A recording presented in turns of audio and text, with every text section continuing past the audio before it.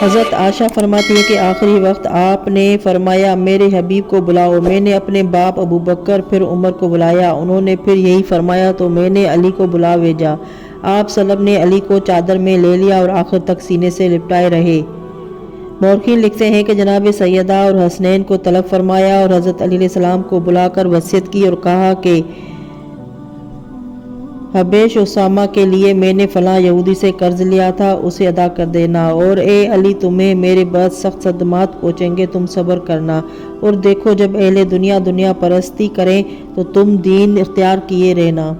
حضرت علی علیہ السلام سے وصیت فرمانے کے بعد آپ کی حالت متغیر ہو گئی۔ حضرت فاطمہ زہرا جن کے زانوں پر سر مبارک رسالت مآب صلی اللہ علیہ وآلہ وسلم تھا، فرماتی ہے کہ ہم لوگ انتہائی پریشانی میں تھے کہ ناگہاں ایک شخص نے اذن حضوری چاہا۔ میں نے داخلہ سے منع کر دیا اور کہا اس شخص یہ وقت ملاقات نہیں ہے، اس وقت واپس چلا جا۔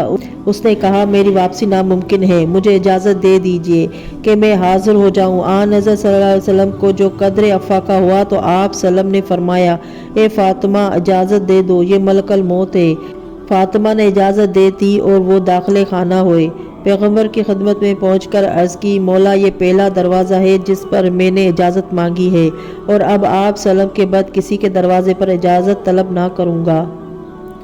الغرض ملک الموت نے اپنا کام شروع کیا اور حضور رسول کریم صلی اللہ علیہ وآلہ وسلم نے بتاریخ 28 صفر 11 ہجری یوم دوشنبہ بوقت دوپہر ظاہری خلقت حیات اتار دیا۔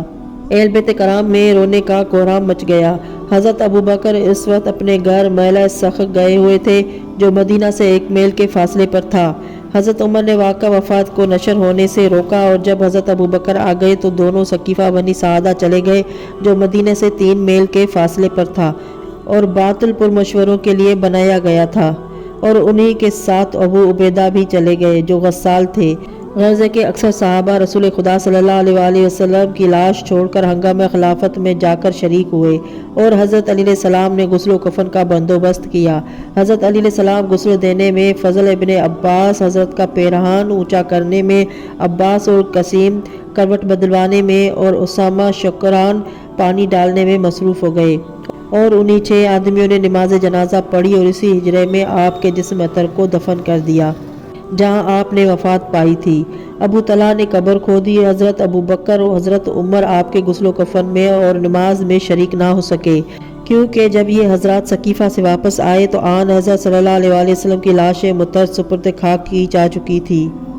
وفات کے وقت آپ کی عمر 63 سال کی تھی۔ سرور کائنات صلی اللہ علیہ وآلہ وسلم کی وفات کا اثر یوں تو تمام لوگوں پر ہوا، اصحاب بھی روئے اور حضرت عائشہ رضی اللہ تعالیٰ عنہ نے بھی ماتم کیا، لیکن جو صدمہ حضرت فاطمہ زہرا سلام اللہ علیہا کو پہنچا اس میں وہ متفرد تھیں۔ تاریخ سے معلوم ہوتا ہے کہ آپ کی وفات سے عالم علمی، عالم سفلی بھی متاثر ہوئے۔ علامہ زمخشری کا بیان ہے کہ ایک دن آن حضرت صلی اللہ علیہ وآلہ وسلم نے ام معبد کے وہاں قیام فرمایا۔ آپ سلم کے وضو کے پانی سے ایک درخت اگا جو بہترین پھل لاتا رہا۔ ایک دن میں نے دیکھا کہ اس کے پتے جھڑے ہوئے ہیں اور میوے گرے ہوئے ہیں۔ میں حیران ہوئی کہ ناگہاں خبر وفات سرکار دو عالم پہنچی۔ پھر 30 سال بعد دیکھا گیا کہ اس میں تمام کانٹے اگائے تھے۔ بعد میں معلوم ہوا کہ حضرت علی علیہ السلام نے شہادت پائی۔ پھر مدت مدید کے بعد اس کی جڑ سے خون تازہ ابلتا ہوا دیکھا گیا۔ بعد میں معلوم ہوا کہ حضرت امام حسین علیہ السلام نے شہادت پائی، اس کے بعد وہ خشک ہو گیا۔ آن حضرت صلی اللہ علیہ وآلہ وسلم کی شہادت کا سبب یہ ظاہر ہے کہ حضرات چارہد معصومین علیہ السلام میں سے کوئی بھی ایسا نہیں جو درجہ شہادت پر فائز نہ ہوا ہو۔